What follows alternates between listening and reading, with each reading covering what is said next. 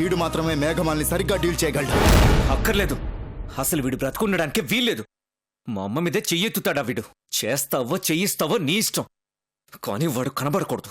ఎవరు ఒప్పుకున్నా ఒప్పుకోకపోయినా నాకు 2 మనవలు, 1 మనవరాలు.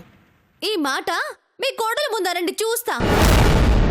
కన్న తల్లి పెంపకంలో పెరిగిన వాడివే అయితే, అమ్మ ప్రేమ పొందిన వాడివే అయితే నీకు ఒక మనసుండేది, నువ్వు ఒక మనిషిలా ఉండేవాడివి.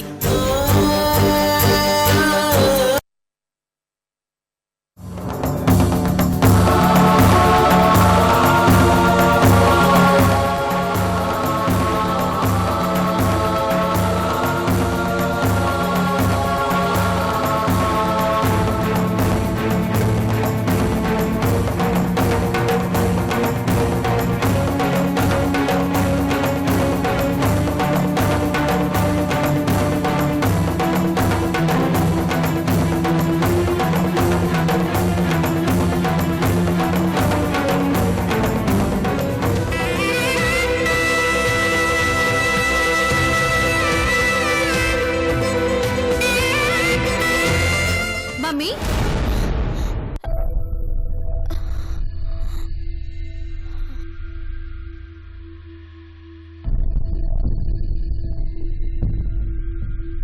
ఏంటమ్మా, ఏమైంది?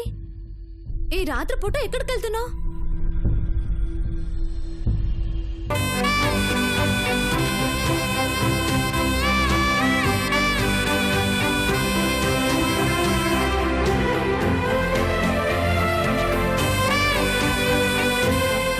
అమ్మా, ఏమైంది నీకు? ఏమీ లేదు. ఏంటమ్మా, ఏమైంది?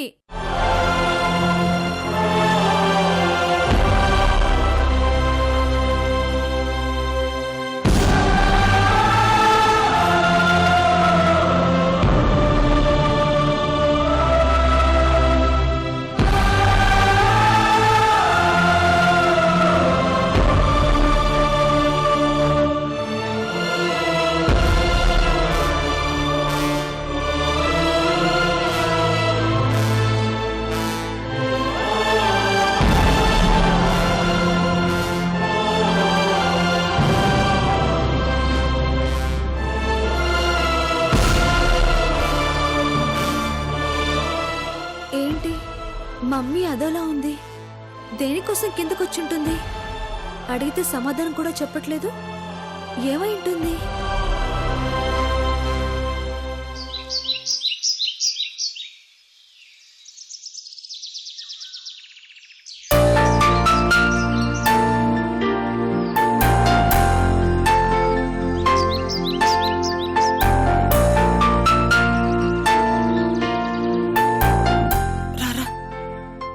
అవంతికి తెలియకుండా రిషిని మాత్రమే పూజకి తీసుకెళ్ళాలి, గుర్తుందిగా? గుర్తుంది. పద పద. రిషి నాన్నా. అమ్మయ్యా, వచ్చావా? ఆకలేస్తుంది, టిఫిన్ పెట్టు బామ్మ. ఒరేయ్, నువ్వు మధ్యాహ్నం దాకా ఏం తినకూడదు నాన్నా. కావాలంటే ఓ గ్లాస్ పాలు తెచ్చిస్తాను, తాగు. అదేంటి సడన్ గా? నేనెందుకు తినకూడదు? ముగ్గురం కలిసి గుడికెళ్ళాలి నాన్నా. గుడికా? నాకేం చెప్పలేదే. ఇప్పుడు చెప్తోంది కదా, పద వెళ్ళొద్దాం. ఏంటి డాడీ, గుడికేంటి? నాకేం అర్థం కావట్లేదు. నీకు వరుసగా ఏదో ఒక కీడు జరుగుతుంది కదా నాన్నా. శాంతి పూజ జరిపించమని పూజారి గారు చెప్పారు. ఏంటి శాంతి పూజ?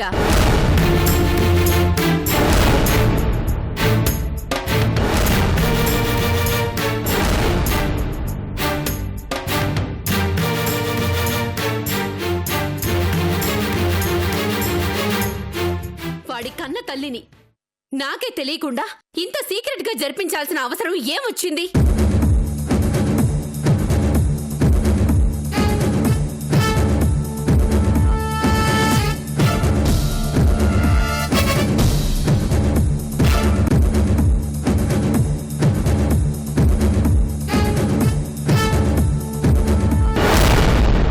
మిమ్మల్ని అడిగేది, మీరు చేయించే పూజ వాడి క్షేమం కోసమే అయితే నా దగ్గర ఎందుకు దాచిపెట్టారు?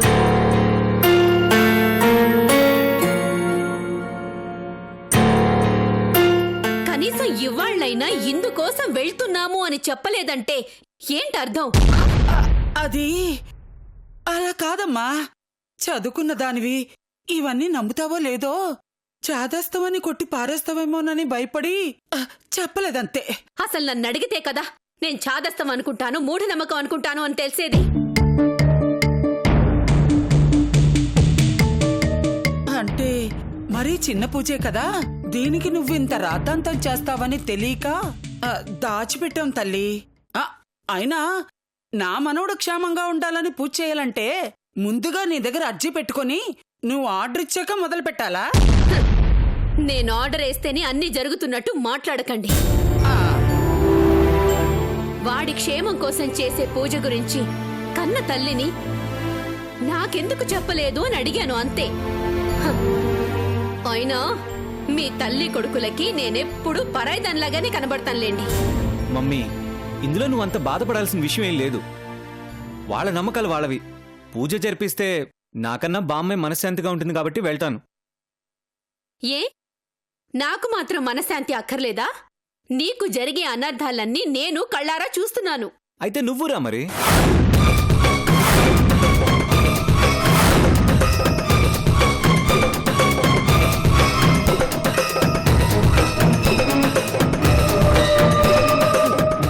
అయినా ఒకరు నన్ను పిలిచేదేంటి? నా కొడుకు కోసం జరిగే పూజలో నేను ఉండి తీరాల్సిందే. జస్ట్ 1 minute నాన్న, నేను రెడీ అయి వస్తాను. ఓకే.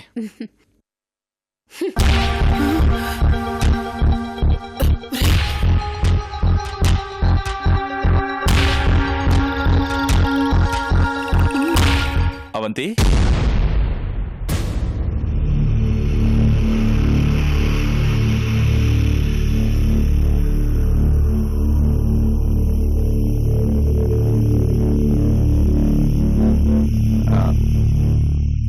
పట్టుచీర కట్టుకునిరా. మరిద్దరం కలిసి పీటల మీద కూర్చొని హోమం జరిపిద్దాం.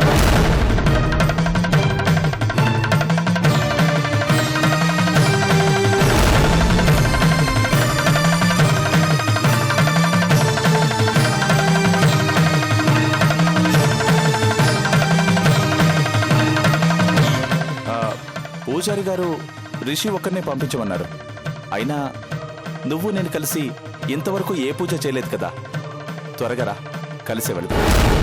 మీతో కలిసి కూర్చొని హోమం చేయటమా? అది ఈ జన్మకి జరగదు.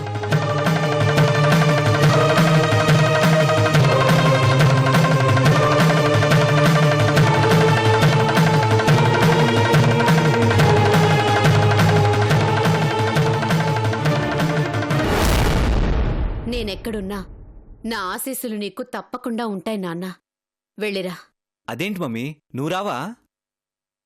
నేను మీ నాన్నగారు కలిసి చేయాల్సినంత ముఖ్యమైన పూజేం కాదు. అమ్మయ్యా, రక్షించవురా దేవుడా. నువ్వొక్కడివి వెళ్ళినా సరిపోతుందన్నారు కదా, కానివ్వు. నీ పెళ్ళప్పుడు లోకం కోసమైనా భరించక తప్పదు. వెళ్ళిరా.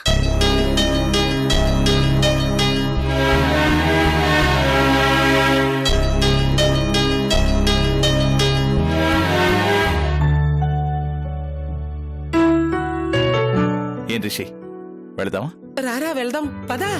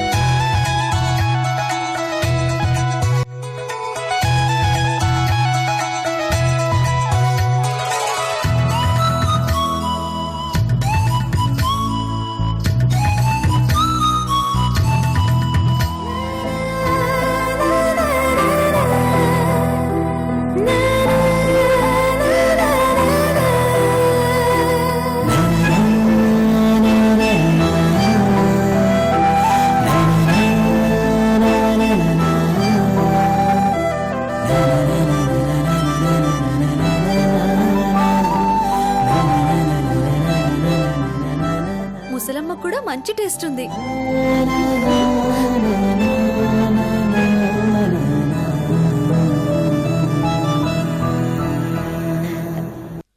చైత్ర చాలా బాగుంది కదా. ఏదో ఉంది, వేసుకోకపోతే నువ్వు బతకనివ్వవు కదా. నువ్వు డ్రెస్ లో కన్నా లంగా ఓణిలోనే బాగున్నావు తెలుసా. అవునా? నిజంగా. థ్యాంక్స్. ఇవన్నీ ఎవరికి? నీకే. గుడికి భక్తురాల్లా వెళ్ళాలి, అమ్మవారిలా కాదు. గుడికి వెళ్లేది దర్శనానికి మాత్రమే కాదు, పూజలో కూర్చోవాలి. పూజకి ఇవన్నీ వేసుకోవాలని రూల్ ఉందా? వేసుకోకూడదనేమైనా రూలుందా? ఇవన్నీ వేసుకుంటే చిరాగ్గా ఉంటుందమ్మా. నా మాట విను చైత్ర. ఎప్పుడు పూజ గదిలోనే దీపం వెలిగించి నమస్కారం చేసుకోవడం తప్ప ఏనాడు ఈ పూజలు వ్రతాలు చేసుకోలేదు. అందరి ఆడవాళ్లలా భర్తతో కలిసి ఏ పూజలోనూ కూర్చునే అదృష్టం నాకు దక్కలేదు.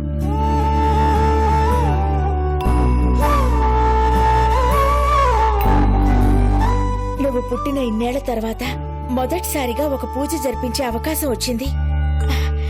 ఈ నగలన్నీ వేసుకుని నువ్వు కళకళ్లాడుతూ ఉంటే చూడాలని నాకు చాలా ఆశగా ఉంది. ఎలాగూ నాకు ఆ యోగం లేదు. నువ్వైనా. చాలమ్మా, ఇంకేం చెప్పకు. నువ్వు కోరుకున్నట్టుగానే నేను నీకు కనిపిస్తాను. తొందరగా రెడీ అయి రావే. తీసుకో.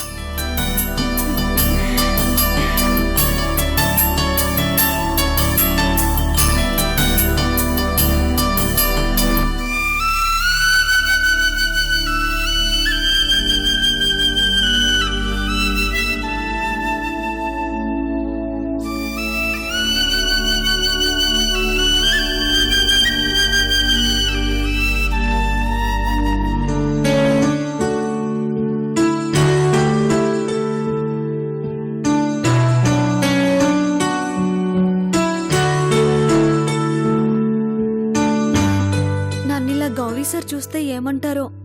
కలవడం ఎలా వీలవుతుందబ్బా?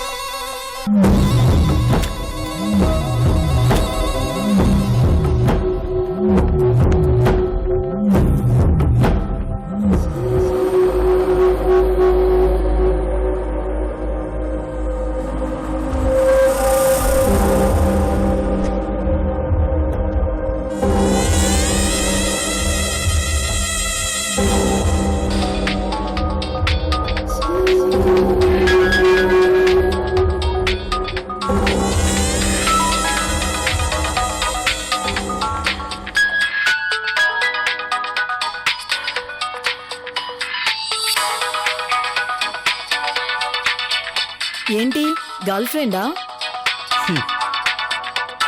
కాదు, ఎనిమీ. హలో. హాయ్. ఎక్కడా? ఇంట్లో. మీరెక్కడా? స్వర్గంలో. అదెక్కడుందో? మీ ఇంటికి సరిగ్గా 4 కిలోమీటర్ల దూరంలో. ఆ స్వర్గానికి సరిగ్గా 2 కిలోమీటర్ల దూరంలో ఓ శివాలయం ఉంది. నేనిప్పుడు అక్కడికి వెళ్తున్నాను. మీరక్కడికి వస్తే మిమ్మల్ని సర్ప్రైజ్ చేస్తాను. సర్ప్రైజా? ఏంటది? చెప్తేనే వస్తారా, లేదంటే రారా? అలా అని కాదు. సరే, బాయ్. చేతు చేతు చేతు చేతు చేతు.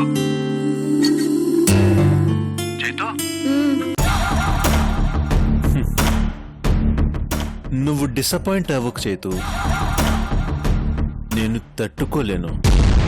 మరి నేనెంతో యాంగ్జైటీగా మిమ్మల్ని చూడాలని ఫోన్ చేస్తే ఆలోచిస్తున్నారు. మీరు రమ్మంటే నేను ఎన్నిసార్లు మీ గెస్ట్ హౌస్ దగ్గరకు వచ్చి కలవలేదు? సారీ చేతు, ఐఎమ్ రియల్లీ సారీ. సరే సరే, మీరు అన్నిసార్లు సారీ చెప్పకండి. It's okay. ఇంతకీ ఏంటా సర్ప్రైజ్? అది వినేది కాదు, డైరెక్ట్గా చూసేది. సరిగ్గా నేను గంటలో అక్కడికొస్తాను. వస్తారుగా, మీరే చూద్దురు. ఓకే చేతు, గంటకు ముందే నేను అక్కడ ఉంటాను. బాయ్ చేతు.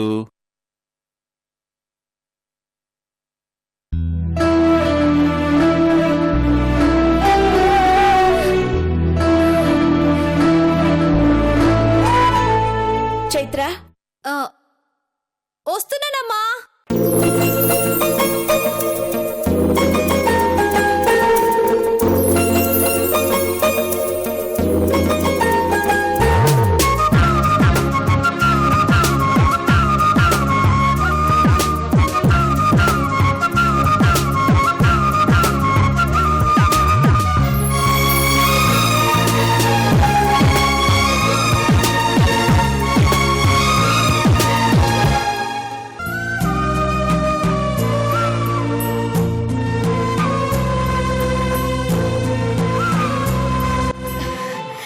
నువ్వు ఆ ఇంటి స్థాయికి హోదాకి తగ్గట్టుగా ఉండాలనుకునేదాన్ని.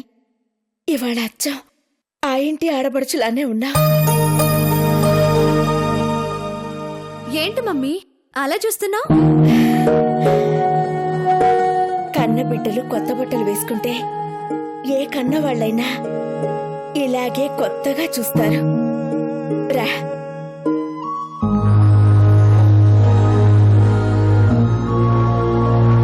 ఆ అన్న కోసం ఈ అన్నయ్య కోసం నీ చెల్లెలు పూజ చేస్తోంది. నువ్వెక్కడున్నా ఏ కీడు లేకుండా సంతోషంగా ఉండాలన్నదే మా ఆశ. తిరిగి వస్తావని నమ్మకం లేకపోయినా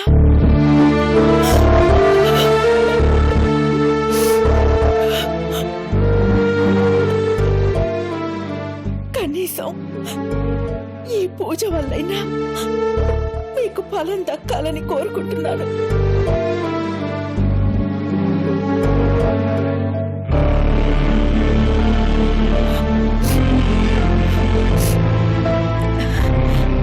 పద వెళ్దాం.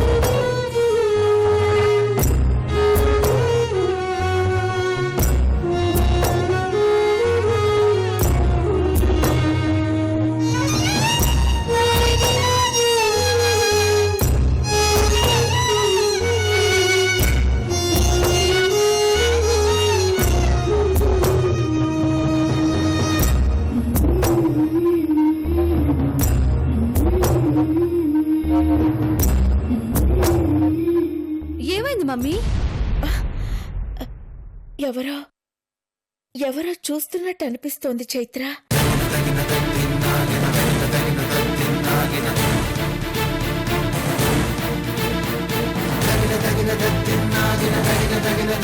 తగిన